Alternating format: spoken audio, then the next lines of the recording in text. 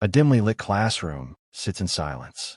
A student flips through a history book, eyes scanning the pages. The chapters are familiar, stories of great wars, revolutionary leaders, and grand achievements. But something is missing. The student's expression hardens as they realize an entire truth has been erased, reshaped, or softened to fit a comfortable narrative. The history they have been taught is not the whole story. What if everything you thought you knew about race and privilege was incomplete? What if your education deliberately left out crucial facts? Facts that could change the way you see the world.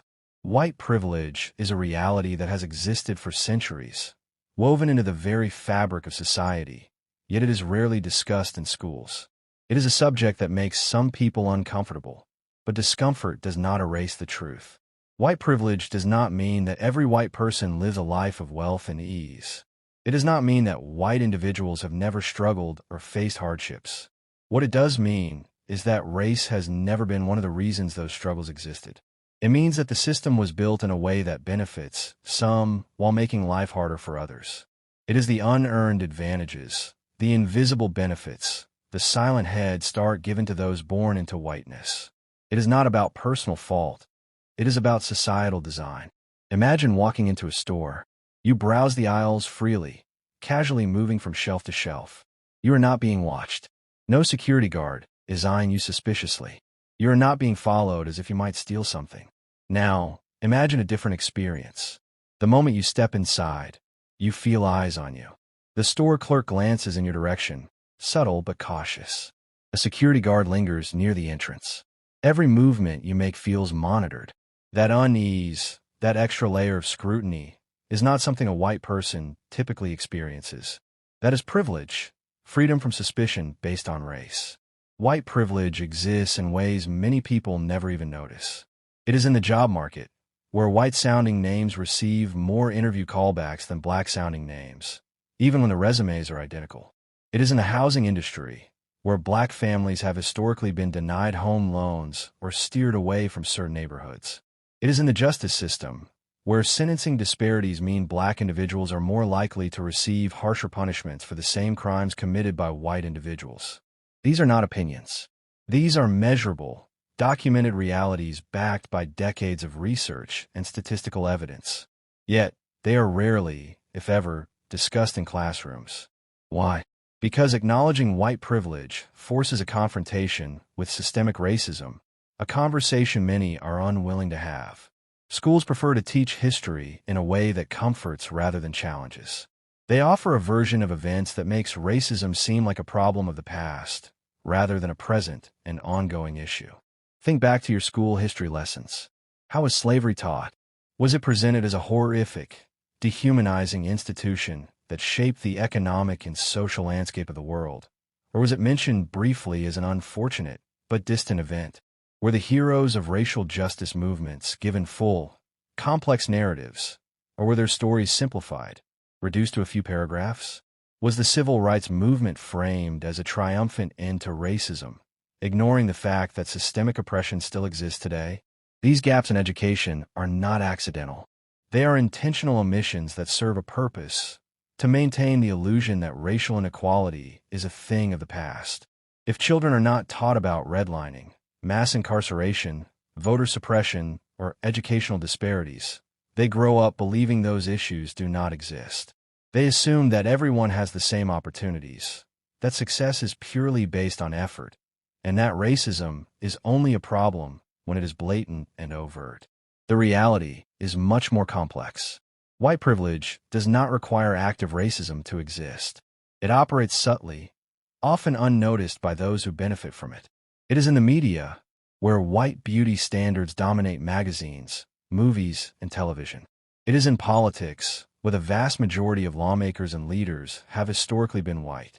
It is in education, where the achievements and contributions of black and indigenous people are either minimized or ignored altogether.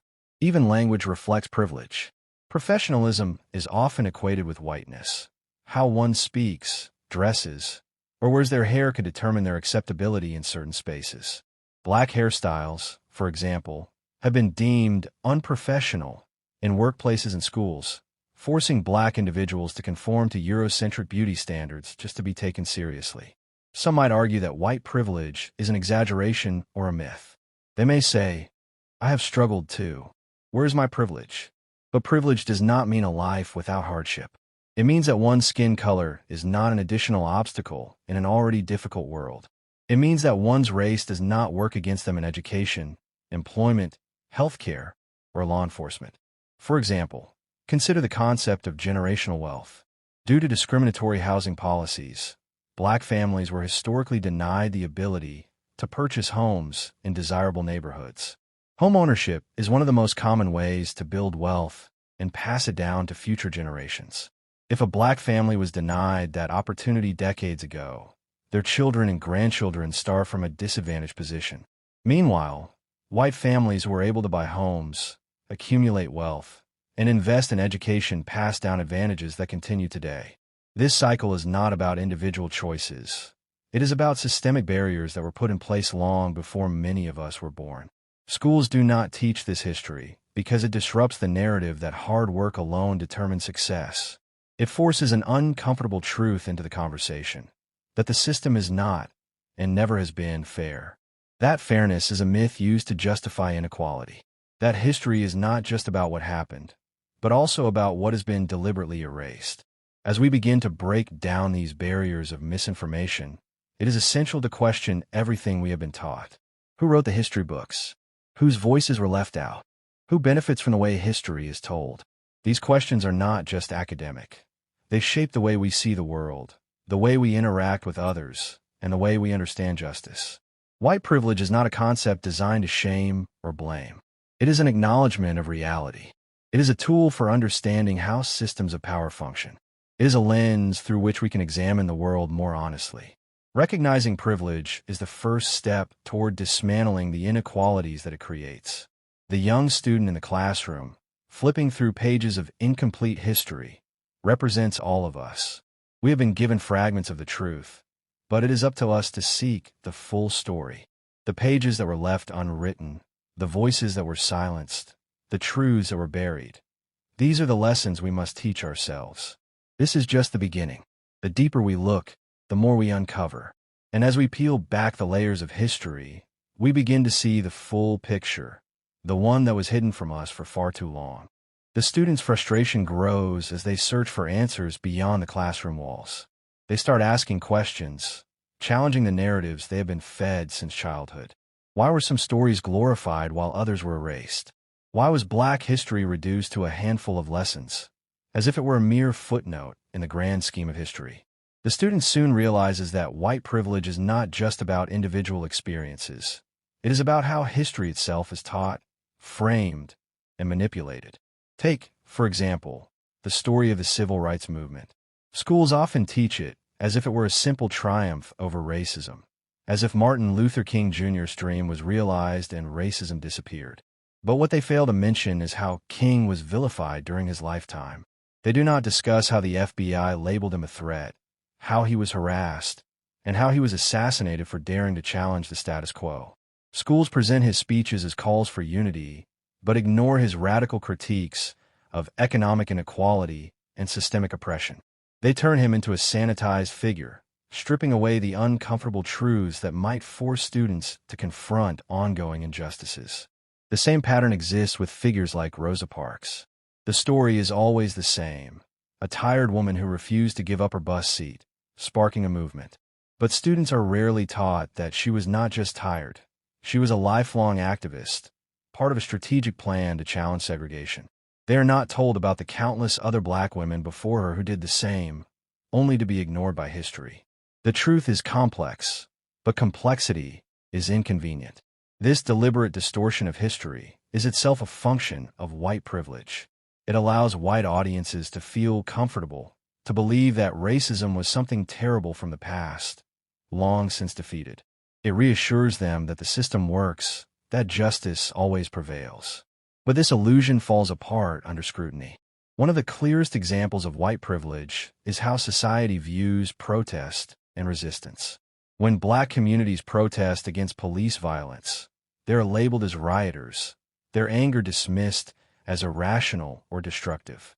But when white groups protest for their causes, whether it be political disputes or resisting public health measures, they are met with understanding, even support. This double standard is not a coincidence. It is rooted in a long history of criminalizing black resistance while normalizing white defiance. Even language reflects this bias. When a black person speaks out against injustice, they are often described as angry or aggressive. But when a white person does the same, they are seen as passionate or strong-willed. The words used to describe identical actions shift depending on the race of the individual, reinforcing societal biases in subtle yet powerful ways. White privilege is not just about what is taught. It is about who gets to teach it. Across the United States and the United Kingdom, the majority of teachers, professors, and school administrators are white. This is not accidental. Education has historically been controlled by those in power, dictating which narratives are worthy of inclusion and which must be suppressed. When black students question biased curriculum or request more inclusive lessons, they are often met with resistance. The system was not built for them. It was built to uphold a version of history that serves white interests. Imagine growing up never seeing yourself reflected in the history books. Imagine being taught that your ancestors' greatest contributions were their suffering, rather than their achievements. Imagine watching your peers learn about their past with pride while your own history is reduced to a painful reminder of oppression. This is the experience of countless black students, forced to navigate an education system that was never designed to empower them. But the privilege extends beyond education. It is evident in everyday interactions, from the workplace to the justice system. Studies show that black job applicants with the same qualifications as white applicants are far less likely to be hired. They are more likely to be questioned about their experience, their competence, their fit within the company. White privilege means walking into an interview and being judged solely on your skills, rather than your skin color. In the healthcare system, the disparities are even more glaring. Black patients are often undertreated for pain, their symptoms dismissed or minimized. Medical professionals, influenced by centuries of racial bias, still believe in harmful myths about black bodies, that they have a higher pain tolerance, that their skin is tougher, that they exaggerate their suffering. These beliefs are not relics of the past. They are actively affecting lives today. Perhaps one of the most chilling examples of white privilege is the justice system. A black teenager caught with a small amount of marijuana is far more likely to be arrested, charged, and given a harsh sentence compared to a white teenager caught with the same offense. This is not an accident. It is a pattern. The school-to-prison pipeline disproportionately targets black youth, feeding them into a system that profits from their incarceration. Meanwhile, white individuals in similar situations are given second chances, seen as just kids who made a mistake. The privilege is so deeply ingrained that many white people do not even recognize it. They assume their experiences are universal, that their reality is the default. They do not have to worry about being racially profiled. They do not have to fear that a routine traffic stop could escalate into something deadly. They do not have to teach their children how to behave around police to avoid being seen as a threat. For those who still struggle to understand white privilege, consider this analogy. Imagine a race where some runners start at the finish line while others begin miles behind. The ones at the front did not choose their starting position, but it undeniably gives them an advantage. They may work hard, they may put in effort, but the fact remains, they had a head start. This is white privilege. It does not mean white individuals have never faced hardships, but it does mean their race was never one of the reasons for their struggles. Despite overwhelming evidence, many people refuse to acknowledge white privilege because it challenges their worldview. It forces them to reconsider their own advantages, to acknowledge that their success may not be solely the result of hard work, but also of an invisible system designed in their favor. This realization is uncomfortable, but discomfort is necessary for growth. As the student continues their journey, they realize that learning the truth is only the first step. Change requires action. It requires uncomfortable conversations, challenging ingrained biases, and actively working to dismantle the systems that uphold white privilege. It requires recognizing that silence is complicity. Education is power. The more people understand white privilege, the harder it becomes to deny. And as awareness grows, so does the potential for real, lasting change. The student, once frustrated by the gaps in their education, now sees clearly. They're not just learning history, they are reclaiming it. The student now sees the truth more clearly than ever before. They begin to understand that white privilege is not just about personal experiences. It is woven into the very institutions that shape society. But as they try to explain what they have learned to others, they are met with resistance. Some classmates roll their eyes, dismissing their words as race-baiting or playing the victim. Others insist that racism no longer exists because laws have changed. Slavery ended long ago. One student says, "Everyone has the same opportunities now." But the student knows better. They have seen the statistics, the patterns, the generational disadvantages that continue to hold Black communities back. They explain how wealth is passed down through generations and how Black families, denied homeownership for decades through redlining and discriminatory lending practices, were prevented from accumulating the same financial security as white families. Even today, Black households have significantly less generational wealth compared to white households. This is not because Black people do not work hard. It is because the system was designed to make it nearly impossible for them to build lasting wealth. Education, too, remains deeply unequal. Schools in predominantly Black neighborhoods receive less funding, have fewer resources, and are more likely to be overcrowded. Standardized tests, used to determine a student's academic potential, are often biased, favoring those who come from privileged backgrounds. White privilege means being able to attend well-funded schools, with access to advanced courses, experienced teachers, and extracurricular opportunities that give students a competitive edge.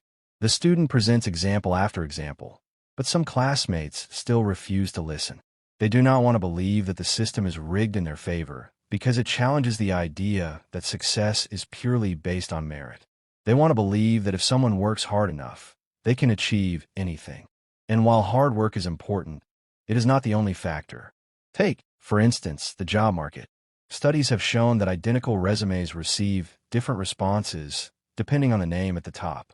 A resume with a traditionally Black-sounding name is far less likely to receive a callback than the same resume with a white-sounding name. It is an invisible barrier, one that white job applicants never have to consider. And then there is law enforcement.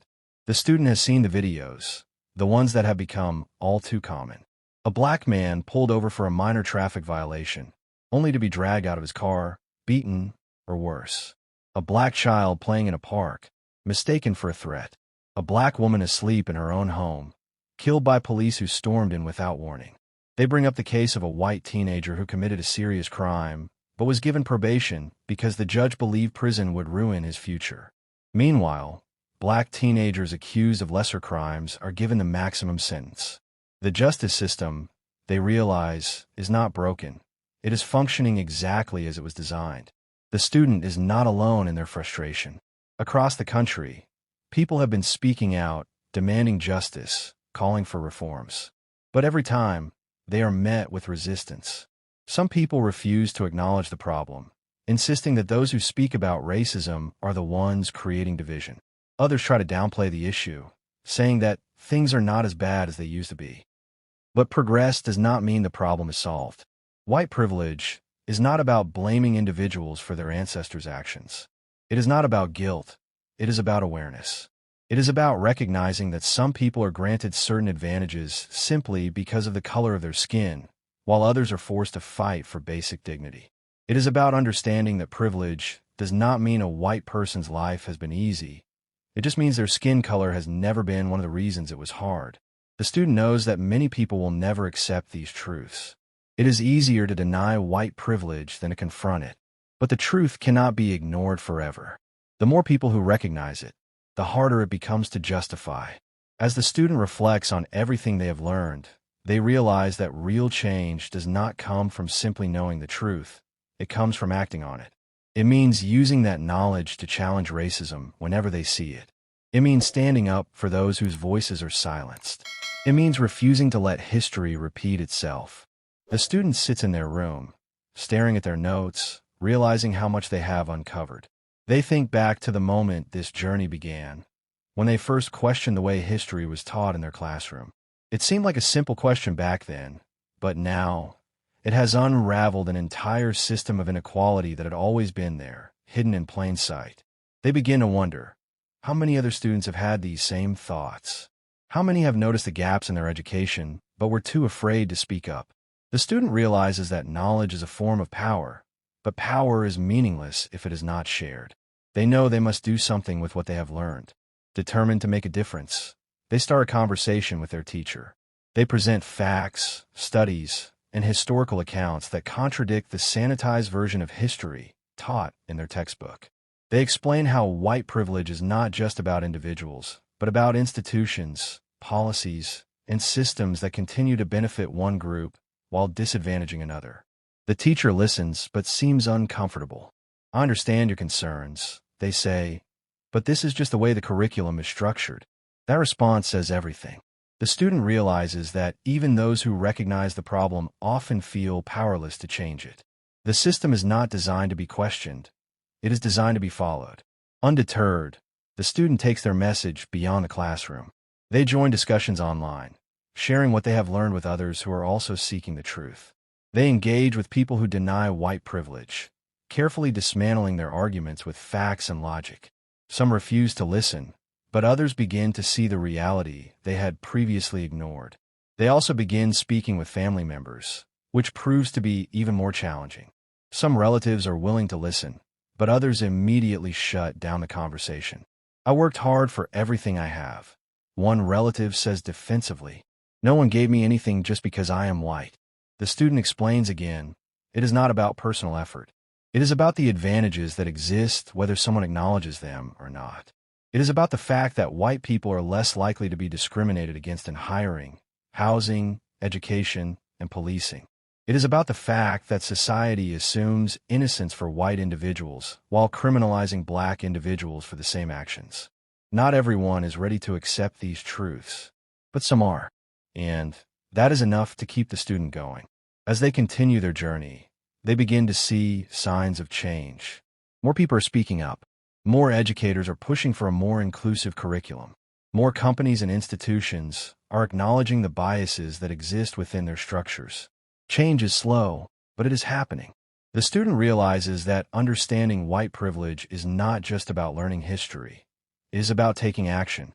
It is about making sure the next generation does not have to ask the same questions they did. It is about building a world where education tells the whole truth, where justice is truly equal, and where privilege is recognized not as a source of guilt, but as a call to responsibility. They take a deep breath and close their notebook.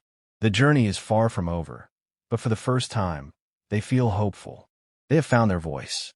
Now, they will use it.